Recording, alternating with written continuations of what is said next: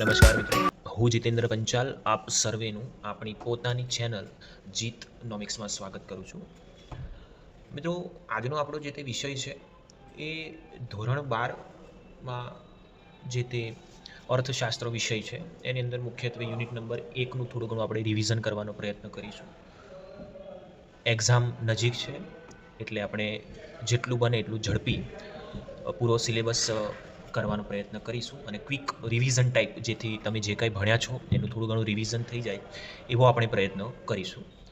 હવે જે તે આપણો પહેલો યુનિટ છે અર્થશાસ્ત્રમાં આલેખ, તો એની અંદર મુખ્યત્વે એક કોમન ક્વેશ્ચન આવે છે કે આકૃતિ અને આલેખ વચ્ચેનો જે કંઈ પણ તફાવત છે.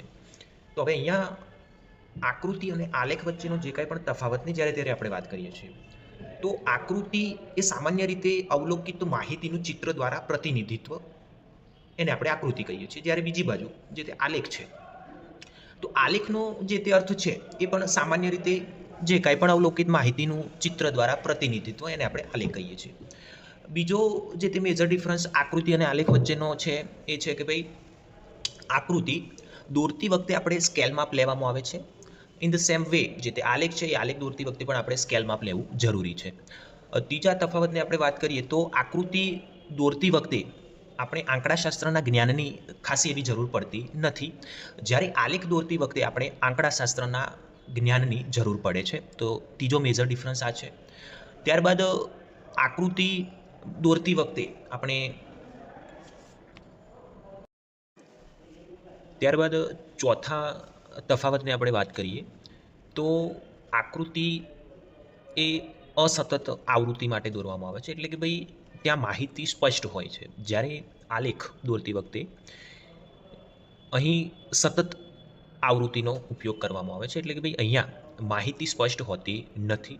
તો ચોથો મેજર ડિફરન્સ આ છે. હવે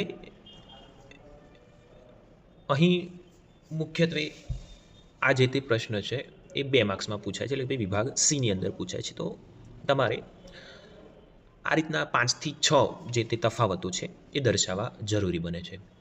ત્યારબાદનો મિત્રો બીજો જે તે એક કોમન ક્વેશ્ચન પૂછાય કે ભાઈ આકૃતિ અને આલેખ દોરતી વખતે ધ્યાનમાં રાખવાની બાબતો. તો આ પણ મહત્ત્વનો પોઈન્ટ છે. તો સ્ક્રીન ઉપર જોઈ શકાય છે એ પ્રમાણે કે ભાઈ અહીંયા કેટલાક આકૃતિ અને આલેખ દોરતી વખતે ધ્યાનમાં રાખવાની બાબતો તમને દર્શાવેલી છે. તો એની અંદર પહેલું છે કે ભાઈ આકૃતિ અને આલેખના પ્રકારની પસંદગી અને રજૂઆત સ્પષ્ટ રીતે કરવી. ત્યારબાદનું છે કે ભાઈ સ્પષ્ટતા, ચોક્કસ સ્કેલ માપ લેવું જરૂરી છે. ત્યારબાદ આકૃતિ કે આલેખની બંને ધરી પરની જે તે વિગતો છે એ પણ સ્પષ્ટ દર્શાવવી જરૂરી છે. ત્યારબાદ આંકડાકીય માહિતીનો જે તે સ્ત્રોત છે, અને અંતે આંકડાકીય માહિતી ગણવાની જે તે રીત છે એ ગણવાની રીત પણ દર્શાવવી જરૂરી બને છે મિત્રો. હવે આકૃતિ અને આલેખની જ્યારે ત્યારે આપણે વાત કરીએ છીએ તો એનો અર્થ પણ જાણવો એટલો જ જરૂરી છે. તો જ્યારે ત્યારે આપણે આકૃતિની વાત કરીએ તો આકૃતિનો અર્થ આપણે અગાઉ જે તફાવતમાં જોઈ ગયા પ્રમાણે કે ભાઈ આકૃતિ એટલે કે ભાઈ અસતત આવૃત્તિ વિતરણ માટે દોરવામાં આવતી માહિતી, અથવા તો એને આપણે આકૃતિ કહીએ છીએ. જ્યારે આલેખ એટલે કે ભાઈ સ્વયં સ્પષ્ટ ન હોય તેવી માહિતી અથવા તો સતત આવૃત્તિ માટે જે તે ગણવામાં આવે છે એને આપણે આલેખ કહીએ છીએ. આ વિકલ્પોમાં પણ પૂછાઈ શકે, તો એ પણ તમારે યાદ રાખવાનું કે ભાઈ આકૃતિ એ અસતત અને આલેખ એ સતત માહિતી. તો એ વિકલ્પમાં પણ પૂછાઈ શકે, 1 માર્ક્સમાં પૂછાય, અથવા તો આ રીતે 2 માર્ક્સમાં જે તે વિભાગ સીની અંદર બંને વચ્ચેનો તફાવત પૂછાય તો પણ તમે અંદર એડ ઓન કરી શકો છો મિત્રો. હવે ત્યારબાદ આકૃતિના કેટલાક પ્રકારો અહીંયા તમને આપેલા છે. તો આકૃતિના પ્રકારોની જ્યારે ત્યારે આપણે વાત કરીએ છીએ તો એની અંદર છે ચિત્રાકૃતિ, છૂટા છવાયેલા બિંદુઓ અથવા તો વિકરણી દર્શાવતી આકૃતિઓ, વર્તુળ આકૃતિ છે, સમય આધારિત આકૃતિ છે, ત્યારબાદ વિભાજિત આકૃતિ છે, પાસપાસીની જે તે આકૃતિ છે. હવે વિભાગ ઈની અંદર એક અગત્યનો પ્રશ્ન પૂછાય છે જેના માર્ક્સ લગભગ રોકડા આપણે ગણી શકીએ. તો એની અંદર પણ તમારે આ જે તે તમે સ્ક્રીન ઉપર જોઈ શકો છો સમય આધારિત રેખાકૃતિ.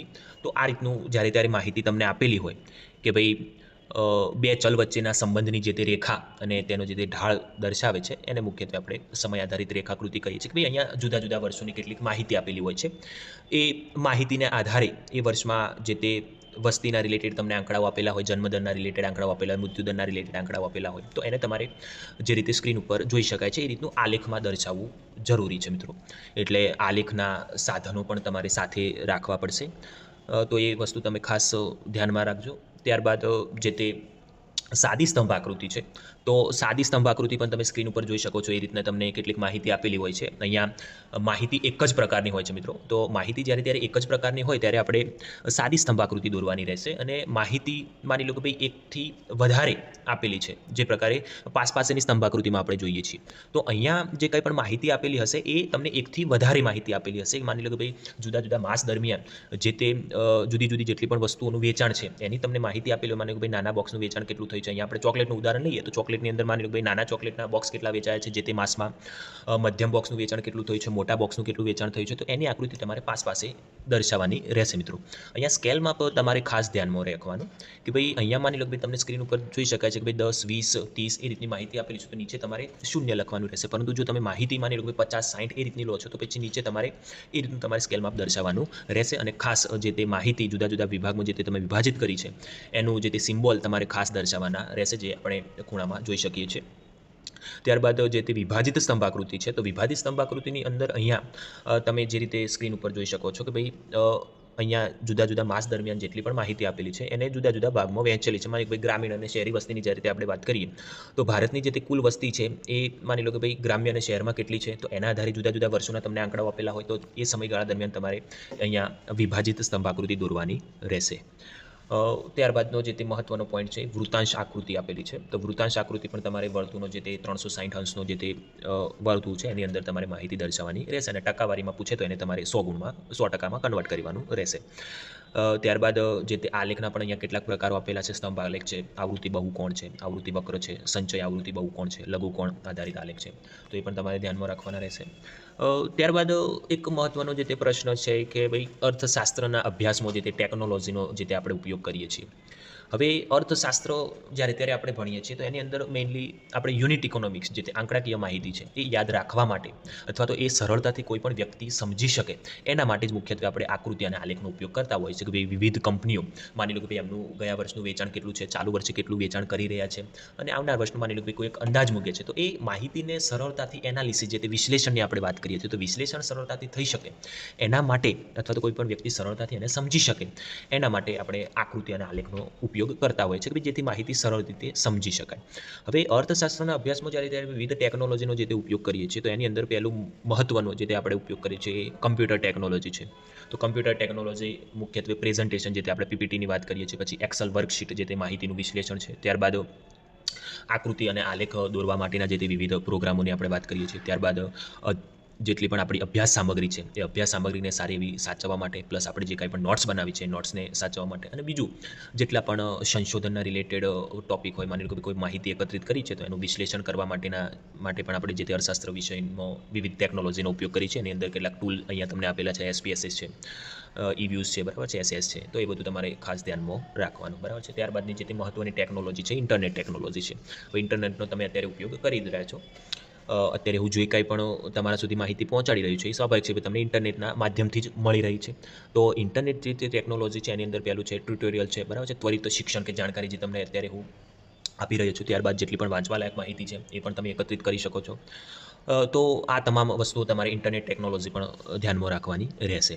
હવે ત્યારબાદનો જે તે આપણે ઇન્ટરનેટનો ઉપયોગ કરીએ છીએ એ ઇન્ટરનેટ ઉપયોગના જેટલે કેટલાક ભયસ્થાનો પણ હોય કે ભાઈ આપણે જાણીએ છીએ કે સિક્કાની બંને બાજુને આપણે ધ્યાનમાં લઈને ચાલવું પડે. કોઈ પણ નવું પરિવર્તન આવે તો એની સારી બાબતોની સાથે સાથે ખરાબ બાબતો પણ સંકળાયેલી હોય છે, તો એ પણ આપણે ધ્યાનમાં રાખવાનું રહે છે. તો અહીંયા કેટલાક ઇન્ટરનેટ વાપરવા સામેના જેટલા પણ ભયસ્થાનો છે એની ત્યારે વાત કરીએ તો એની અંદર મુખ્યત્વે જે તે માહિતી તમને પીરસવામાં આવી રહી છે એ માહિતી સાચી જ હોય એવું જરૂરી નથી. તો કેટલાક પ્રકારની જે તે માહિતી છે ખોટી, અપ્રસ્તુત અથવા તો ભ્રામક અથવા તો નકલ કરેલી માહિતી પણ ઉપલબ્ધ હોય છે, તો એનાથી પણ આપણે ભય અનુભવવાની જરૂર છે. ત્યારબાદ જેટલી પણ વેબસાઇટનો આપણે ઉપયોગ કરીએ છીએ તો એ વેબસાઇટ ઉપર પણ સાચી જ માહિતી હોય એવું જરૂરી નથી. તો આ કેટલાક એના જે તે ભયસ્થાનો છે મિત્રો. હવે અર્થશાસ્ત્રના અભ્યાસમાં જે તે કોમ્પેક્ટ ડિસ્ક જે તે સીડીનો ઉપયોગ છે એ સીડીના ઉપયોગની ત્યારે વાત કરીએ તો એ અહીંયા તમે સીડીનું ખાસ ફૂલ ફોર્મ યાદ રાખજો, કોમ્પેક્ટ ડિસ્ક, બરાબર છે, એક માર્ક્સમાં પૂછાઈ શકે છે. હવે ભારતમાં જેટલી પણ રાષ્ટ્રીય આવકની ગણતરી છે, ત્યારબાદ વસ્તી ગણતરીના જેટલા પણ આંકડાઓ છે, ઉદ્યોગોનો જેટલો પણ સર્વે થાય છે, ત્યારબાદ NSSO એટલે કે ભાઈ નેશનલ સેમ્પલ સર્વે ઓર્ગેનાઇઝેશન જે તે સીડીનો ઉપયોગ છે એમાં પણ આપણે ખાસ યાદ રાખવાનું. પછી CMIE એટલે કે ભાઈ centre for monitoring Indian economy વગેરે જે તે સીડીનો ઉપયોગ કરવામાં આવે છે, બરાબર છે. હવે જે તે કમ્પેક્ટ ડિસ્ક છે એને વાપરવાની જે તે મુશ્કેલીઓ છે. તો એની અંદર સૌપ્રથમ અર્થતંત્રની જે તે માહિતી આપતી સીડીમાં અનેક પ્રકારના આંકડાઓ આપેલા હોય છે. તેમાંથી આપણે જરૂરી આંકડાઓ શોધવાનું કાર્ય ખૂબ જ મુશ્કેલ છે. ઉપરાંત ઘણા પ્રકારના સોફ્ટવેર ઉપયોગમાં કરવાની પણ માટેની જાણકારી પણ જરૂરી બને છે મિત્રો. તો અહીંયા જે તે યુનિટ 1ની અંદર જે તે આપણે અત્યાર સુધી ચર્ચા કરી મિત્રો, એની અંદર તમારે ખાસ આકૃતિ અને આલેખનો જે તે અર્થ છે એના ઉપર ખાસ ધ્યાન આપવાની જરૂર છે. ત્યારબાદ એ આકૃતિ અને આલેખ દોરતી વખતે કઈ કઈ બાબતોનું આપણે ધ્યાન રાખવાનું છે. પ્લસ બીજું એડ ઓન જે તે વિવિધ આપણે અર્થશાસ્ત્રના અભ્યાસમાં જે તે ટેકનોલોજીનો ઉપયોગ કરીએ છીએ, એ ટેકનોલોજીની અંદર જે તે આપણે કમ્પ્યુટર ટેકનોલોજી છે, ઇન્ટરનેટ ટેકનોલોજી છે અને જે તે કમ્પેક્ટ ડિસ્કનો જે તે ઉપયોગ છે એનું તમે ખાસ એની સારી બાબતો અને ખરાબ બાબતો બંનેને ધ્યાનમાં લઈને ચાલવાનું રહેશે. બરાબર છે. તો અહીંયા યુનિટ 1ની અંદર મેઇનલી તમારે વિકલ્પો 1 માર્ક્સના જેટલા પણ ક્વેશ્ચન છે અને પ્લસ જે આપણે અગાઉ વાત કરીએ એ રીતે કે ભાઈ આલેખ ખાસ તમારે ધ્યાનમાં રાખવાનું છે. એની અંદર તમારે ખાસ 3 જે તે સાદી સ્તંભ આકૃતિ છે, પાસપાસીની સ્તંભ આકૃતિ છે, વિભાજિત સ્તંભ આકૃતિ છે અને સમય આધારિત જે તે રેખાકૃતિ છે એ ખાસ તમારે ધ્યાનમાં રાખવાની છે. અને સાથે સાથે તમે વૃત્તાંશ આકૃતિને પણ તમારે ધ્યાનમાં રાખવાની રહેશે. બરાબર છે. તો અહીંયા આપણે યુનિટ 1નું જે તે રિવિઝન છે અહીંયા સમાપ્ત કરીએ છીએ. તમારા કોઈ પ્રશ્નો હોય અથવા તો તમે કોઈ મુશ્કેલી અનુભવતા હોય તો તમે મને કમેન્ટમાં જણાવી શકો છો. Thank you.